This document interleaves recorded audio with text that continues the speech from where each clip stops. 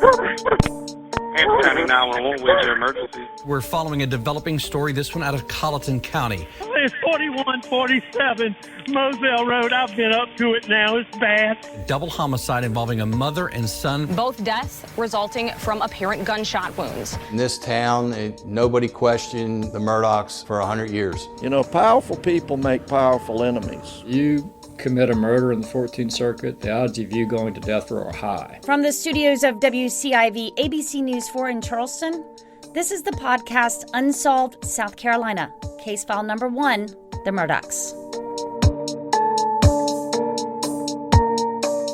We have a breaking news update in the Murdaugh murders. It's what we've been waiting for and dreading all at the same time. The bombshell piece of information that law enforcement has kept tightly under wraps. Ever since that 911 call on June 7, 2021 from Alex Murdaugh, when his wife Maggie and son Paul were shot dead at their family home in Colleton County, South Carolina. Is he moving at all, your son? I know you said that she was shot, but what about your son? Nobody's. They're not. Neither one of them's moving.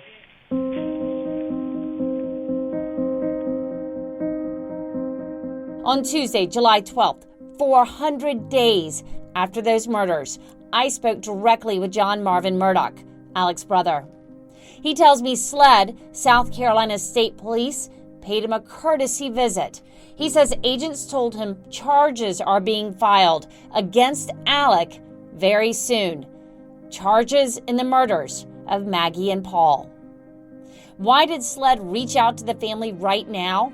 They wanted both the Murdaughs and Maggie's family, the Brandstetters, to know what was happening before the media got a hold of it. I also spoke to John Marvin about the family's reaction to the news, and I'll share that with you in a moment. But first, back to the facts. We don't know if Alex is being charged with murder, but we know that the charges are in connection to the murders. And we are expecting to know more very soon. Here's why. These charges have to come from the state grand jury. That grand jury meets in secret. Exactly when, we're not sure, but they'll decide what happens next. To corroborate some of this information, I also texted with Jim Griffin. He's one of Alex Murdaugh's defense attorneys. Griffin told me, quote, "We have not been advised by anyone associated with law enforcement or the Attorney General's office that Alex will be charged with murder." Griffin said, "I'm aware that SLED advised the family that they intend to seek murder indictments from a grand jury later this week. We won't have any comment until charges are actually brought against Alex." And then, within hours of my speaking to John Marvin, dominoes started to fall fast for Alex. The South Carolina Supreme Court officially disbarred Alex and said he was no longer fit to practice law in this state. It cited the criminal indictments and noted Alex didn't contest the move ahead of a hearing the court held in June. And then, his former law firm, the one his great-grandfather founded in the early 1900s, it issued a statement calling today sad and upsetting. It went on to say, quote, "Our thoughts turn to Maggie and to Paul, whom we've loved and who we miss. Every day we grieve for them. Justice must be served.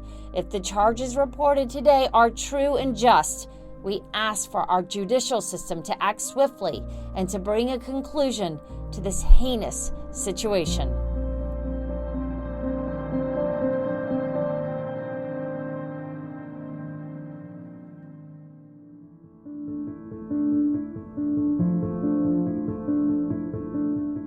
However, right now, Alex sits in the Richland County Jail on 81 state grand jury charges, not for the murders.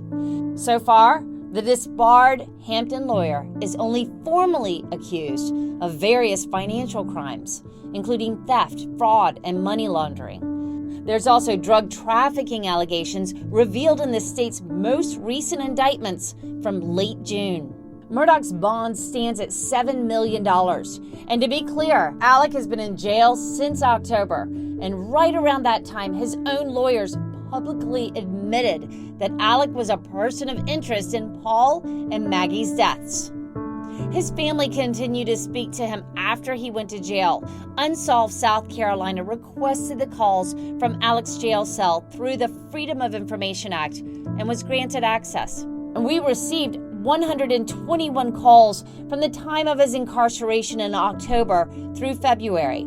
From those, we know that Alec had kept in close contact with his in-laws, his brother John Marvin, and most especially his only living son Buster, often in emotional and heartbreaking conversations about leaving flowers on Maggie and Paul's graves and missing holidays like Thanksgiving and Christmas. It's gonna be a hard day tomorrow. We're missing way too many people. Yeah, we're missing way too many people, but we will get through it. We got no other choice. You can't be doing that to me in here. You can't be letting nobody... I'm sorry. That's all right. I understand, but I agree. Thank you for putting out flowers. And that takes us back to how John Marvin and his family are now reacting to the news of these possible charges against Alec in connection to the murders. John Marvin tells me he hasn't seen the evidence, and he's not saying anything more than that the Murdaugh and Brandstetter families just want the truth to come out in the deaths of Paul and Maggie.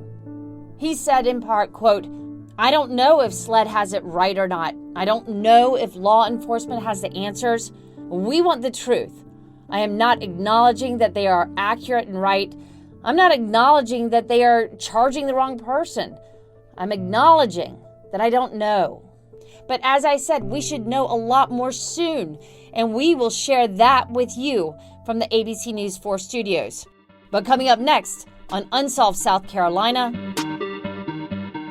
Hello, this is an MTEL operator calling from Alvin S. Glenn Detention Center with a prepaid collect call from Alex. To accept this prepaid collect call, press 1.